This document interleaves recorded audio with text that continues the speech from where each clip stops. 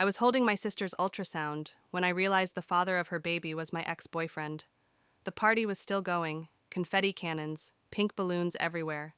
Madison was glowing in her white maternity dress, laughing with our aunts near the grill, and I was standing there, frozen, staring at the handwriting on the scan report. Jacob's handwriting. The same handwriting I'd seen on birthday cards, on sticky notes left on my apartment door, on the back of concert tickets from when we were still together. I looked up at Madison. She was smiling at me, waiting for me to say something sweet about her baby girl.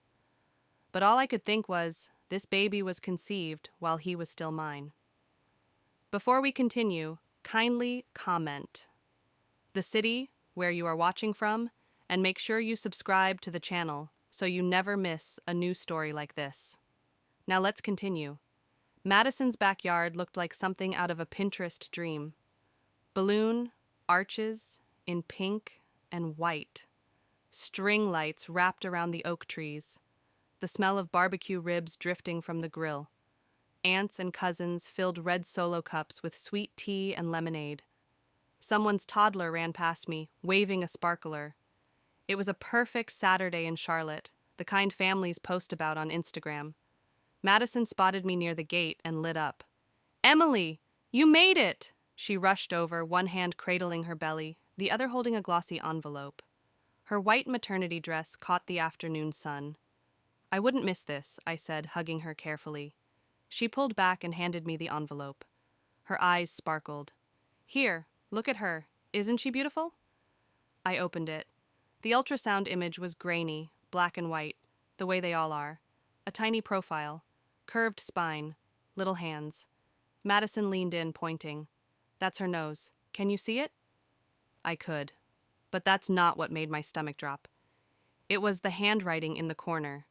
The date. The clinic code. The doctor's initials scrawled in blue pen. I knew that handwriting. Jacob's handwriting. The same looping J. The same way he crossed his sevens. The same slant I'd seen on birthday cards he gave me. On notes he left on my apartment door. On the back of concert tickets from when we were still together. My hand started shaking. "Emily?" Madison's voice pulled me back. She was staring at me now, her smile fading. "What's wrong?" I tried to steady my breath. Around us, the party carried on. Uncle Ray flipped burgers. Aunt Linda adjusted the gender reveal confetti cannon. A group of Madison's friends recorded TikToks by the dessert table. Everyone was celebrating, everyone except me. "Where did you get this scan?" I asked quietly. Madison blinked. "Northridge Medical Center." "Why?" "Northridge, where Jacob worked." "And who recommended the clinic?"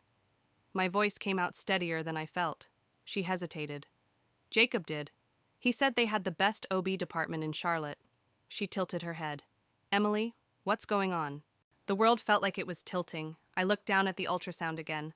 The date typed at the top, May 14th, 5 months ago. Jacob and I had still been together in May. Madison grabbed my wrist gently. "You're scaring me. What is it?" I couldn't say it out loud. Not yet. Not here. Not with her friends 10 feet away filming everything. Not with our family cheering and toasting. But Madison saw it in my face. She always could. She pulled me toward the side of the house, away from the crowd. Her grip tightened. "Emily," her voice dropped. "What aren't you telling me?" I swallowed hard. The ultrasound was still in my hand, and the truth was burning a hole in my chest. Because the man who fathered her baby, he was supposed to be mine. "Tell me everything," Madison said. Her voice was steady, but her hand trembled on her belly. I didn't know where to start. So I started where it began. 2 years ago, a rainy Tuesday at the Grind, the coffee shop near UNC Charlotte, where I used to grade papers. "I met Jacob in March," I said slowly. 2 years ago, he came in every morning, same time, 7:15. Black coffee, no sugar. I could still see him at the counter flashing that easy smile at the barista. Navy scrubs. Hospital badge clipped to his pocket. Madison was silent, listening. "He started sitting at my table," I continued. "Asked about the books I was reading. made jokes about how much coffee I drank. I looked at her. He was charming, Madison, the kind of charming that feels effortless. She nodded. I know. Of course she did. He told me he was new to Charlotte, I said. Just started at North Ridge. Said he didn't know anyone in the city yet. My chest tightened. He made me feel like I was helping him find his way. Madison looked down. He told me the same thing, about being new, about not knowing anyone. She paused. Except he said that to me last year. In June. Last year, a full year after he'd already been with me. How did you meet him? I asked. She exhaled slowly. At the hospital. I was there visiting a friend who'd just had a baby. Jacob was in the hallway, charts in hand. He smiled at me, asked if I needed directions. She shook her head. He walked me all the way to the maternity ward. We talked the entire time. I could picture it perfectly. The same performance, different stage. He asked for my number before I left, Madison continued. Said he'd love to show me around Charlotte since I'd lived here longer than him. Her voice cracked slightly. He made me feel special, like he saw something in me no one else did. My throat felt tight, because I'd felt the same way. Did he ever mention me? I asked. Madison looked up. Once, early on, I brought you up, said my sister Emily worked at the university. She paused. He said he thought he knew you, from some group project years ago, something with campus volunteers. I stared at her. That's what he said? She nodded. He made it sound like you two barely spoke, like you were just acquaintances. Acquaintances, not the woman he'd spent 18 months with, not the woman whose apartment key he had, not the woman he'd introduced to his mother over FaceTime, just acquaintances. Madison, I said carefully. Jacob and I dated for a year and a half. We broke up in August, 4 months ago. I met her eyes. He told me it wasn't working, that he needed space, that his job was too demanding. Her face went pale. But you got pregnant in May, I continued. My voice shook now. Which means he was with both of us. At the same time. Madison pressed a hand to her mouth. The weight of it hung between us. Not just betrayal, not just lies, but calculated, deliberate manipulation. Jacob hadn't made a mistake. He'd built 2 separate realities, one for each of us, and he'd made sure neither of us knew the other existed.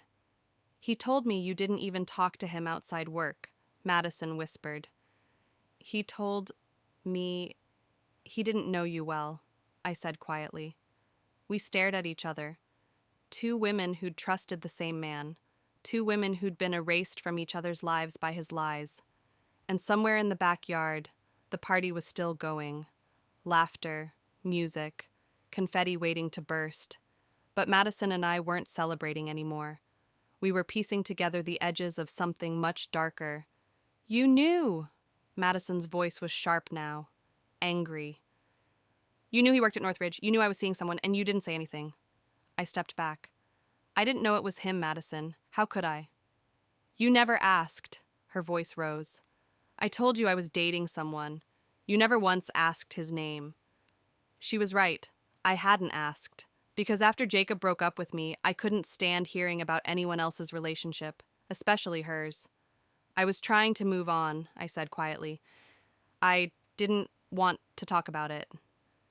So you just, what, ignored me? Madison's eyes filled with tears. We used to tell each other everything, Emily.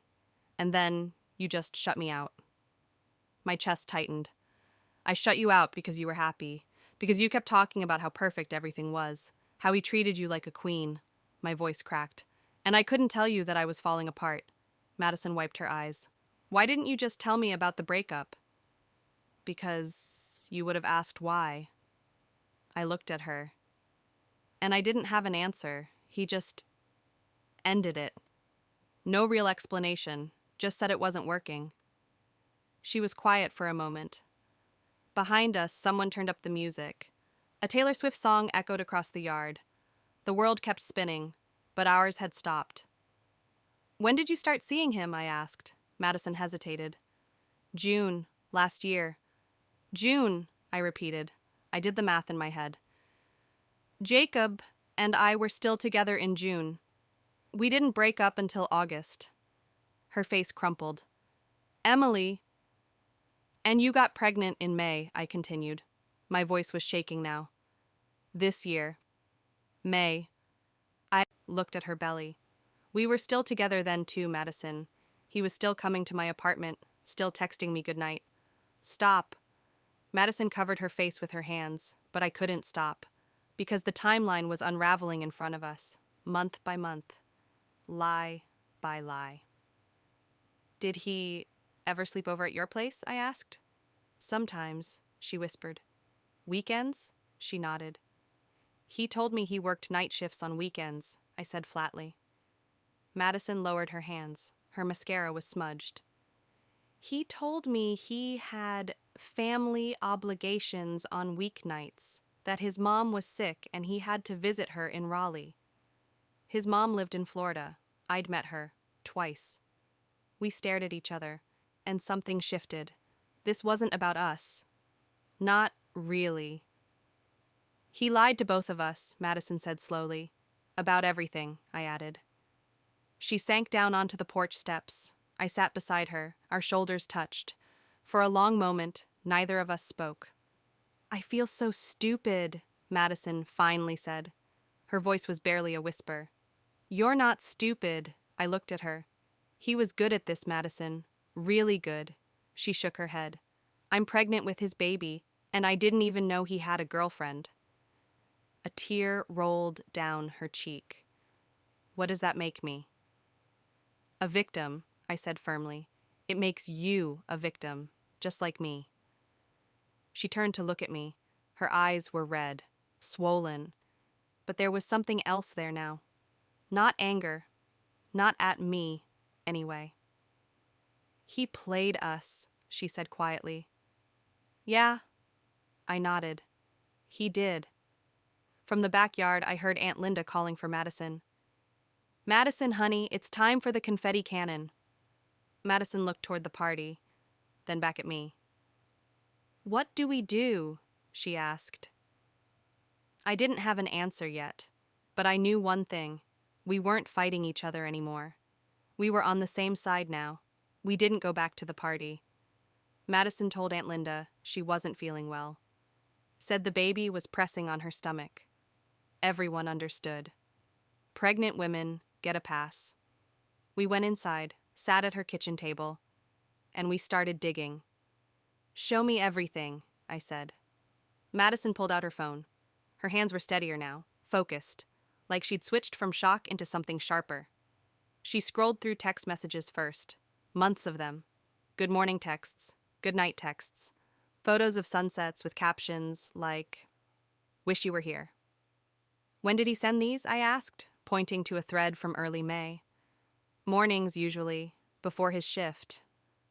I pulled up my own phone, opened my message history with Jacob. There it was. The same day, May 7th. A text from him to me. Thinking about you. Can't wait to see you tonight. Sent at 7:42 a.m. Madison's good morning text. 7:18 a.m., 24 minutes apart. He was texting both of us, Madison said quietly. At the same time. I nodded. My stomach turned. It wasn't just the lying.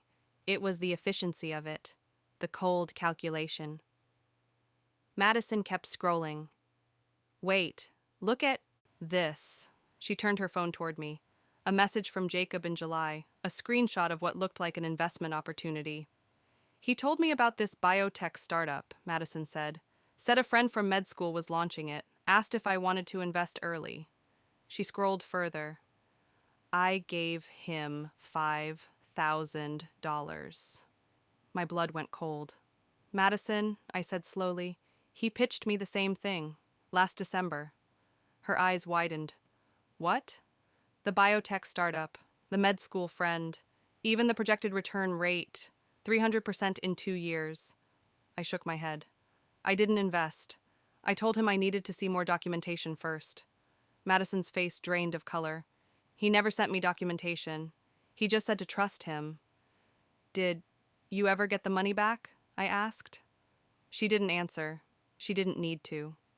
We kept going, comparing calendars, cross-referencing dates. Every piece of evidence made the picture clearer. He told Madison he was visiting his sick mother on Tuesday nights. Those were the nights he stayed at my apartment. He told me he worked double shifts on Saturdays.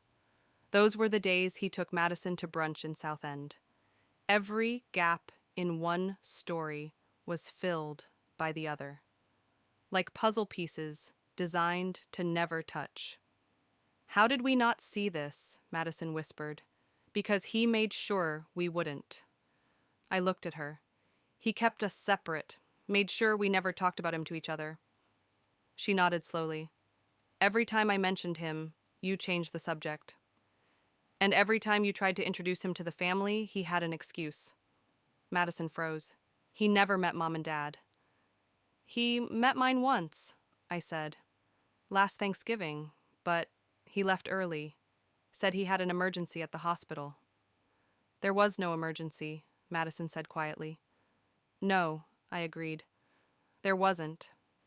She set her phone down, stared at it like it was evidence at a crime scene, which, in a way, it was. Then her phone buzzed. A notification lit up the screen. Instagram. Someone had tagged Madison in a photo from the gender reveal party. Madison opened it. And that's when we saw her. A woman in the comments, mid-20s, blonde, smiling in her profile picture. Her comment read, "Congrats, girl. Jacob must be so excited." Madison's hand tightened around her phone. "Who is that?" I asked. "I don't know." Madison clicked on the profile. Public account, hundreds of photos. And there, 6 pictures down, was a photo from 3 weeks ago. The woman and Jacob. At a restaurant in uptown Charlotte, his arm around her shoulders. The caption read, "Best date night with my favorite person." Madison and I stared at the screen. There was a third woman. Her name was Brooke Lawson, 26, dental hygienist. Lived in a loft apartment in Noda, and she had no idea Jacob was about to become a father. Madison sent her a direct message that night. Simple, direct. "Hi, Brooke. I saw your comment on my post. Can we talk about Jacob?" The reply came, within minutes. "Oh my God, yes. I didn't know you two knew each other. He never mentioned you." Of course he didn't. We met Brooke 2 days later at a coffee shop in Plaza Midwood. She arrived early, nervous, clutching her purse like a lifeline. When she saw Madison's belly, her face went pale. "He told me he didn't want kids," Brooke said quietly. Madison sat down slowly. "He told me he couldn't wait to be a father." Brooke looked at me. "And you are?" "His ex-girlfriend," I said. "From 2 years ago. Except we didn't actually break up until 4 months ago." Brooke's coffee sat untouched in front of her. "How long were you together?" "1.5 years." She closed her eyes. "We've been together for 8 months. 8 months. Which meant Jacob had started seeing Brooke right after he broke up with me. Or maybe even before." "Did he ever mention Madison?" I asked. Brooke shook her head. "Never. Not once." She looked at Madison. "I'm so sorry. I had no idea." "Neither did we," Madison said softly. For a moment, the 3 of us just sat there. 3 women who'd trusted the same man. 3 women who'd been lied to in different ways, but all hurt by the same source. Then Madison pulled out her phone. "I think it's time we stop apologizing to each other," she said. Her voice was calm, steady. "And start holding him accountable." Brooke looked up. "What do you mean?" "I mean we gather everything," Madison said. "Every text, every lie, every piece of evidence that shows what he did." She glanced at me. "And we take it to his employer." I felt something shift inside me. Not anger anymore. Something colder, more focused. What can they do? Brooke asked. Plenty, I said. If we can prove he used his position at the hospital unethically. I looked at Madison. You said he got you into Northridge Medical. Did he ever access your records? Madison nodded slowly. He pulled up my file once, showed me test results before my doctor even called. Her eyes widened. He said it was fine, that he was just making sure everything looked good. That's a HIPAA violation, I said, quietly. Brooke leaned forward. He did the same thing with my sister. She needed a referral for a specialist, and Jacob looked her up in the system. She paused. He said he was just trying to help. But it wasn't help. It was access. Control. Another way to make himself indispensable. Madison opened a note on her phone, started typing. What else? The investment scheme, I said. He pitched it to both of us. If he pitched it to anyone else at the hospital, that's fraud. Brooke's face went white. He pitched it to me, too, last month. She looked down. I gave him $3,000. Madison stopped typing. How much did he take from us total? I did the math in my head. Madison's $5,000, Brooke's $3,000, at least $8,000, probably more. Do you have any documentation? I asked Brooke.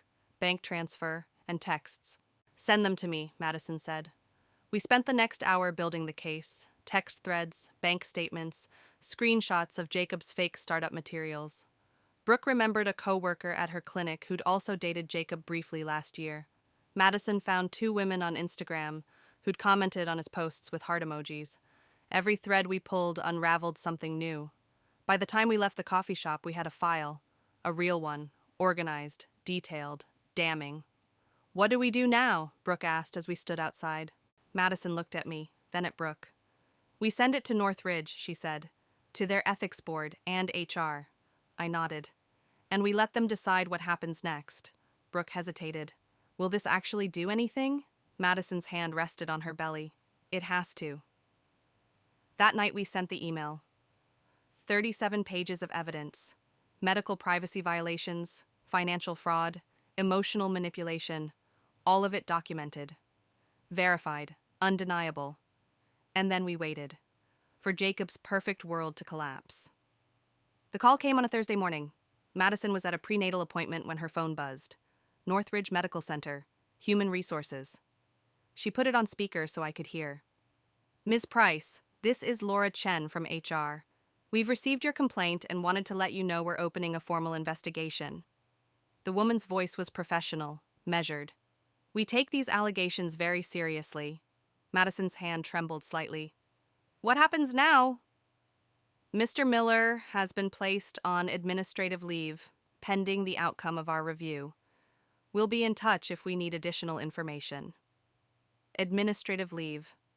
The words hung in the air after the call ended. It's happening, Madison whispered.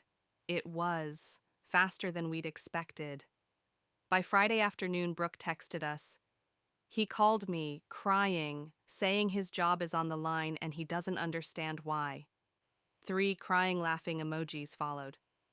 I blocked his number. Good. The investigation moved quickly. Northridge had to. Medical privacy violations aren't small mistakes. They're federal offenses. HIPAA doesn't care about intentions. The hospital pulled Jacob's access logs. Found 12 unauthorized file views over 18 months. Madison's records. Brooke's sister's records. 2 other women we didn't even know about. The ethics board met on Monday. By Tuesday, Jacob was fired. Not suspended, not on probation, terminated, effective immediately. Madison forwarded me the email from HR. Professional, cold, final. Employment has been terminated due to violations of patient privacy, professional misconduct, and breach of trust. I read it twice, waiting to feel something, satisfaction maybe, or relief. But all I felt was tired. Is it wrong that I don't feel bad for him? Madison asked when we met for lunch that week. I thought about it. About the women whose medical records he'd violated, about the money he'd stolen, about the lies he'd built our entire relationships on. No, I said finally. It's not wrong.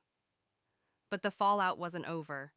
The North Carolina Medical Board launched their own review. When a hospital fires someone for ethics violations, the board has to investigate. It's protocol. Jacob's medical license was flagged. Not revoked yet, but flagged. Which meant he couldn't practice medicine anywhere in the state until the investigation closed. And then Brooke called. "You need to see this," she said. She sent a screenshot. A Facebook post from one of Jacob's colleagues. The guy had worked with Jacob in the ER. The post read, "Disappointed to hear about the situation with Jay Miller. Always seemed like a stand-up guy. Guess you never really know people." Underneath, dozens of comments. Some supportive of Jacob, some not. But one caught my attention. A woman named Melissa Torres had written, "I dated him last year. He borrowed $2,000 from me for car repairs and never paid it back. Blocked me when I asked about it. Good riddance." Madison called her that night. Melissa confirmed everything. Same pattern, same charm, same investment pitch. She'd given him money, never saw it again. "How many of us are there?" Madison asked after she hung up. I didn't know, but I suspected we'd only found a fraction. 2 weeks after the investigation started, Jacob tried to fight back. He posted on Instagram a long, rambling caption about being targeted by vindictive exes and cancel culture destroying innocent lives. He painted himself as the victim, said we'd conspired against him because we were jealous, that the hospital overreacted, that he'd done nothing wrong. The post stayed up for 3 hours before he deleted it. Because people started commenting, not defending him, calling him out. Brooke had shared the evidence publicly, the fake investment documents, the timeline of overlapping relationships, screenshots of his lies. There was no spinning it. And then his new girlfriend left him. Not Brooke. Another one. A woman he'd started seeing right after Brooke. She posted her own statement. Short and simple. "I believe the women. I'm done." Jacob's world wasn't just cracking.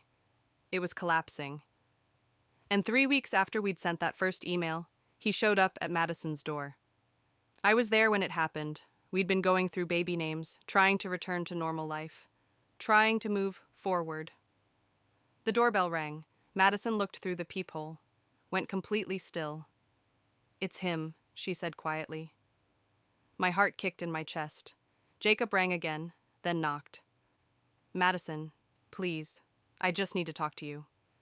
His voice was different, broken, desperate. Madison looked at me, and I stepped beside her. Madison opened the door halfway. Didn't step outside. Didn't invite him in. Just stood there, one hand on the frame, the other on her belly. Jacob looked terrible, unshaven, dark circles under his eyes, his navy scrubs replaced by wrinkled jeans and a faded t-shirt. The polished charm was gone. "Madison," he started, his voice cracked. "Please, I need to explain." "Explain what?" Her tone was flat, empty. He glanced past her and saw me standing in the hallway. His face went pale. "Emily, I didn't know you'd be here." "Where else would I be?" I stepped closer, right behind Madison. "She's my sister." Jacob swallowed hard. "Look, I know things got complicated, but this has all been blown out of proportion." He ran a hand through his hair. "The hospital overreacted.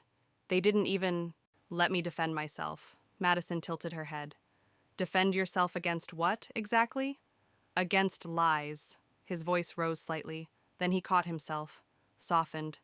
"Madison, you know me. You know I would never intentionally hurt anyone." "I don't know you," Madison said quietly. "I thought I did, but I don't." Jacob's eyes filled with tears. Real ones, maybe, or practiced ones. It was hard to tell anymore. "I made mistakes," he said. I know that, but I loved you.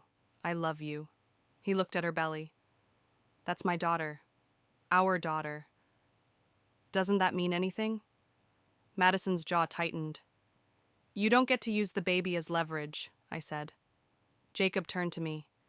Emily, I'm sorry. I'm sorry for how things ended between us. But what you did... What I did, I cut him off. I told the truth, Jacob. That's all. You ruined my career. His desperation was showing now, the mask slipping. I lost everything because you couldn't handle a breakup. You lost everything because you violated federal law, Madison said calmly. Because you stole money from women who trusted you. Because you lied to everyone. She paused. We didn't ruin your career, Jacob. You did.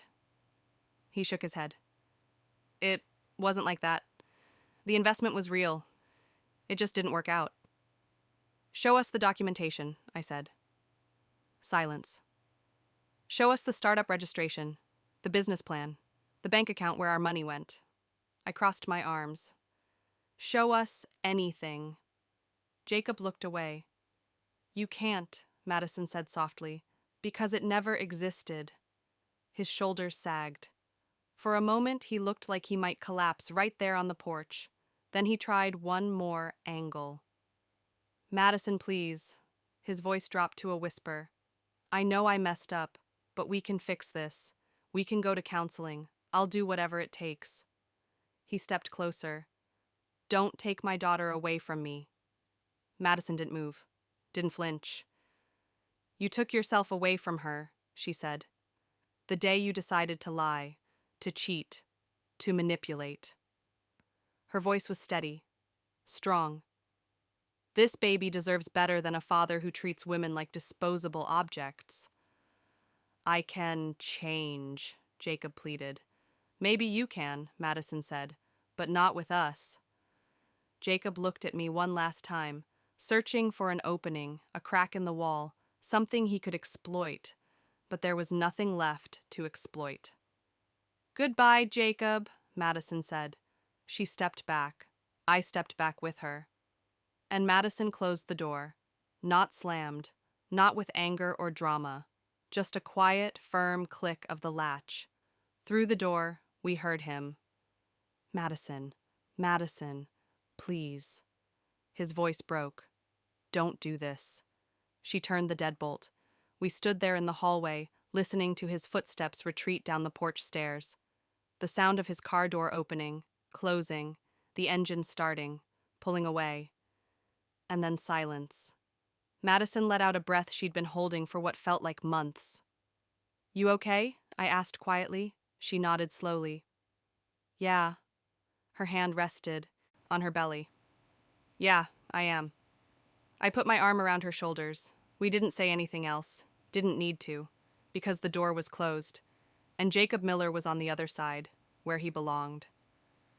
3 months later, on a cold February morning, Madison's water broke. I was there when it happened. We'd been watching old sitcom reruns on her couch, eating ice cream straight from the carton, the way sisters do. She looked at me with wide eyes. Emily. I know, I said, already grabbing her hospital bag.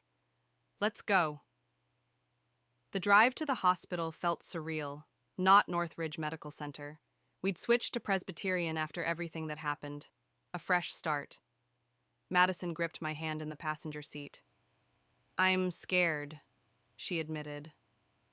I'm right here, I told her. The whole time. And I was. Through 14 hours of labor, through every contraction and every moment of doubt. When the nurses asked if she wanted to call the father, Madison just shook her head. My sister's here. That's all I need. The baby came just after midnight. 7 pounds, 4 ounces, perfectly healthy. Madison named her Grace. Grace Eleanor Price. No mention of Jacob's last name on the birth certificate. When the nurse placed Grace in Madison's arms, my sister started crying, not from pain, from relief, from joy, from knowing she'd made it through the hardest season of her life. She's perfect, Madison whispered. She was. 2 weeks after Grace was born, we got the final notification from the North Carolina Medical Board. Jacob's medical license had been revoked, not suspended, not under review, permanently revoked. He'd have to reapply from scratch if he ever wanted to practice medicine again, which would require explaining why his license was revoked in the first place. Good luck with that. Madison read the letter while feeding Grace. She didn't say anything for a long time, just rocked slowly in the nursery chair, the official document resting on the armrest. "Do you feel better?" I asked. "Now that it's over?" She thought about it. "I feel clear," she said finally, "like I can see things I couldn't before." I knew what she meant. The fog had lifted, the confusion, the gaslighting, the wondering if maybe we'd been too harsh or too quick to judge. But we hadn't been. Jacob had made his choices. And now, he was living with the consequences.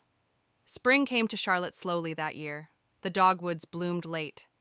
But when they finally did, Madison and I took Grace to Freedom Park, the same place we'd played as kids.